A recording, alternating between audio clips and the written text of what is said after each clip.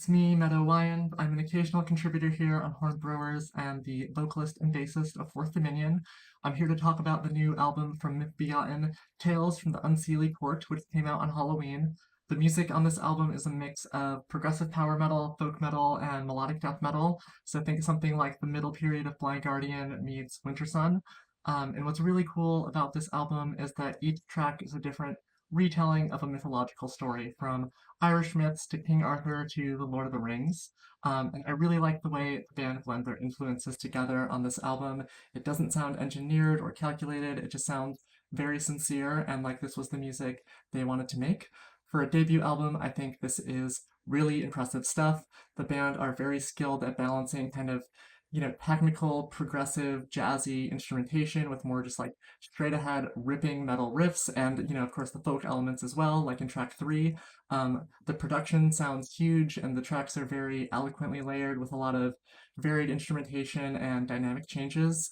I also really appreciate that the album takes the mythology and the storytelling seriously, though the first track, The Heedless Horseman, had me a bit worried because I hate fun. The album very quickly adopts a more serious tone and it doesn't wink to the audience a whole lot. It's not really the silly and cheesy side of folk metal and power metal. All of this is helped immensely by the weight, power, and emotional conviction of the vocal performances by Dan Barber. His singing on this album is nothing short of outstanding, and on even just my second listen through of the album, I couldn't help myself but sing along with him. The lyrics are also really well written, well researched. They use a lot of words, and I think they display a really deep understanding of the source material and the myths on which songs are based. Really helps to kind of create epic, mythic world that the album is going for. Another unique and cool aspect of Mythbegotten is the fact that they seem very well versed in actual folk music traditions. Like track 7, Plot Corbies, eschews heavy metal instrumentation entirely in favor of just kind of a traditional folk ballad, and it doesn't sound like the folk parts of folk metal albums. It sounds like the band are actually drawing from a breadth of knowledge of actual folk music traditions in which they are steeped.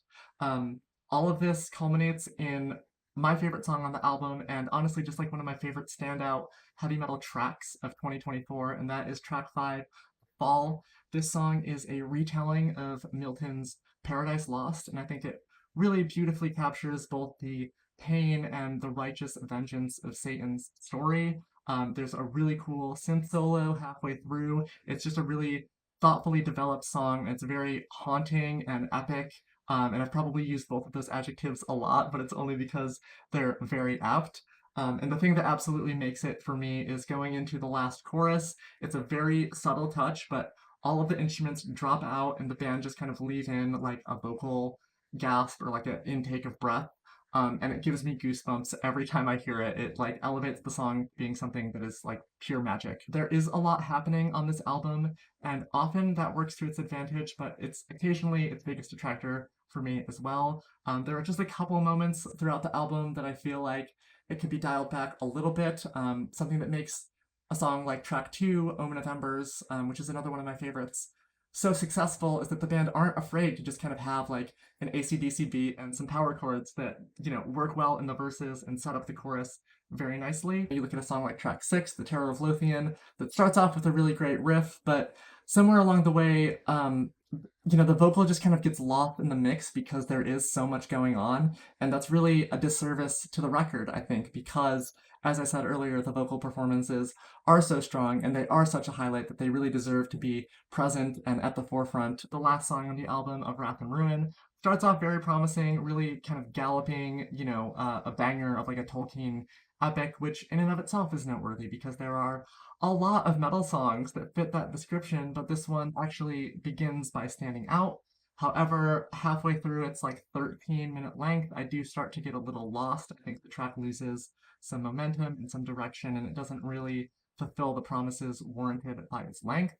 Even with its occasionally overblown touches, though, I think that this is a breathtaking and stunning debut. I think the band sound huge and that they deserve to be too, and that's why I'm giving Tales from the Unseelie Court by Mythbegotten an 8.5 out of 10. You can get the album directly from the band via their Bandcamp page. They have a really gorgeous CD with a 12-page layout, and they also have, the digital version available as well. I think this album deserves to be heard by fans of anything epic. And lastly, I just wanted to give my thoughts on a couple other new releases I thought were noteworthy. The first is Death is a Goddess by Bloodhunters. This album came out November 1st on Fia Productions, and it's just a really beautiful, haunting collection of dark folk with some great vocal harmonies and some really atmospheric keyboard melodies.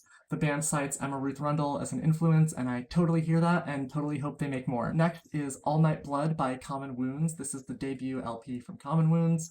Really cool blend of noise rock and post-hardcore. There have been a lot of albums that have gone for that kind of style and sound this year. I think that this is by far the best of them. Really convincing musical performances, really great songwriting craft, well-designed, beautiful kind of document and piece of art to have. And lastly is, of course, the new album from The Cure, Songs of a Lost World. One of my favorite bands of all time are back with a new album. And I actually saw The Cure play most of this album live last summer on the tour they were doing. They did 5 of the 8 songs on the record. And I also listened to like the soundboard audio that was on YouTube quite extensively throughout the summer as well. So I was pretty familiar with a lot of the material going into this album. However, I still think that it's just like a great album and the songs on it are really strong. I think that perhaps if you're comparing it to the rest of The Cure's discography, you might come away thinking that it doesn't really offer anything new for the band. However, for me, like compared to the other goth rock that has come out in 2024, and there was a lot of goth rock that came out in 2024, this album sounds nothing like any of it. It sounds more like post-rock to me. I think, the second song, And Nothing Is Forever, sounds like it could be in a Ghibli film. It's so beautiful, and the string arrangement is so convincing. I think that this album is great.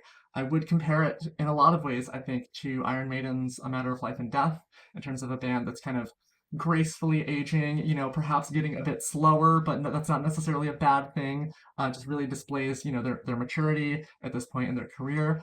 But also in terms of just like the production, it's very cold and bleak.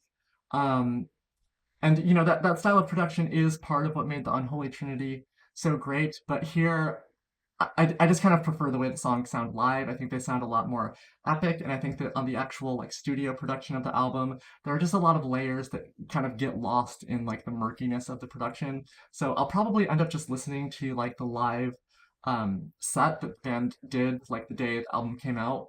I'll probably end up listening to that more than the actual album itself. But nonetheless, I think the songs are really strong. I love the record, and I hope you do too. All right, thanks so much for watching. Take care.